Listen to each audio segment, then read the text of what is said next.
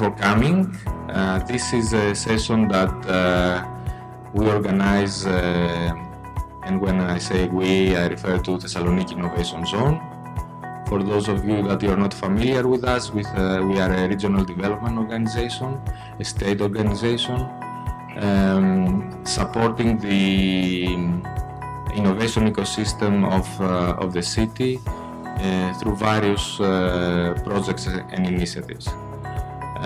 One of our main concerns is to help the innovative enterprises of the city and the greater region to grow, and obviously growth is very much dependent on capital and funding. So, what is the relevance of policy making and international cooperation for an innovation funding roundtable? First of all, policy making. Innovation funding does not happen in a vacuum. No innovation funding without innovation. So the innovation system in which innovation takes place is subject to policy making. That is the policy making relevance. And no funding without the prospect of economic success. The overall business environment is, again, subject to policy making. So policy making is indeed directly or indirectly relevant for innovation funding, and the success of innovation. Any validation you have to prove your market is extremely valuable. So how many customers have you spoken with? What has been the feedback? And do you already have customers who are paying for your product? I was just speaking with Lazarus about it this morning. It's one thing to get customers onto your platform who are using it for free, and that's great. There's nothing wrong with that. But until you've actually had someone pay money, to hand over money from them to you, you haven't totally validated your product, and that's when you'll know that you're onto something. We have worked hard in the last 4 or 5 years with all the governments that have passed through this period. Since 2013, we started by trying to allow the structural funds to be allocated also to venture capital. And the government at that time was positive in this strategic intention that we had. And so we had a study conducted by Yosma Fund of Funds from Israel and Erlich Yigal, who is also in this room, and he's speaking to the next room. As the local guy here, I'd like to say that there are many opportunities here and many startups that have been created in northern Greece, and it's a good thing that the new funds are being created, and that many good Northern Greek startups and companies can get either seed funding or growth and development capital. Actually, what we do, Athlenda, it's a platform that it's marketplace that connect athletes, young talent players, with the people who are looking for athletes. How?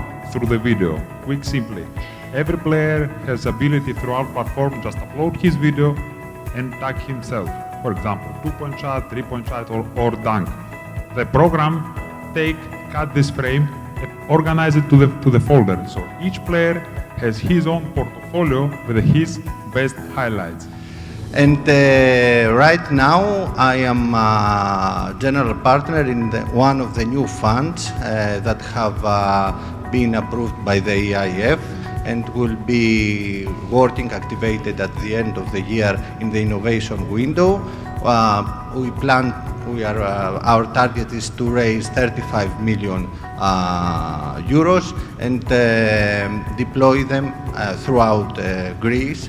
And I hope that the half-an-hour flight from Thessaloniki to Athens cannot be an obstacle to a company that has to grow internationally.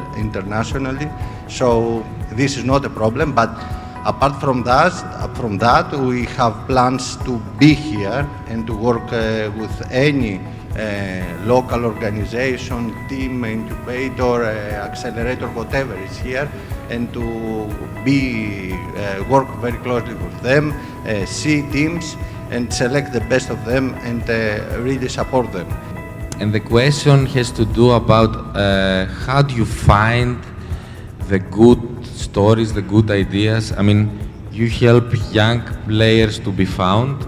We want to help young entrepreneurs to be found. I was thinking right now that Lazarus is a very good example. Yeah, it's absolutely worth it. I mean, obviously, you look at the university system here in Thessaloniki, it's phenomenal, the number of students that are coming out. So I think this combination of intellect and quality of life could be the idea for Greece. If it will become the norm, then it's going to be very difficult to change it, and it doesn't give back to the country the added value of the business. The first company to do this from Greece is Workable. They have, I don't know, something like 70 engineers. I'm probably out of date now already because they're growing so fast. That to give this little money, we are talking about little money, not millions. We are talking about, we have to give this little money to many young people. I know there are some people, I see them because I work with them here, right here in this room. And so we're going to try to plug into that and create a platform for Greek startups so that the Greek diaspora who wants to help out, who wants to invest in Greek startups, can invest small amounts of capital. This has proven really powerful because people can go to their networks and go to friends and family and make it very easy for someone to invest a small amount. You might invest $100, you might invest $10,000, but it's a very simple mechanism. You would do it online, and it would allow entrepreneurs to access the network of people both here and abroad who want to invest in Greece. So we've mentioned a couple of times about the Israeli fintech ecosystem, which is a quite successful one. Here in Greece, we have mainly seen marketplaces such as eFood and TaxiBit. Are we planning to deploy the money in a specific strategy and create a specific ecosystem in Greece about startups? We are not talking about innovation in general here. We are talking about innovation that can create successful businesses. If it is an innovation that it is useful but cannot convert to a business, it is something that, of course, as a person, as a citizen, can welcome, but it is not part of this discussion. Thank you all for being here. Thank you guys for joining us. I want to say one closing remark taken up from Marina. If you want to build a company, make sure that you build it so that you live the whole life in that company. Otherwise, you won't be successful. Thank you very much, and bye-bye.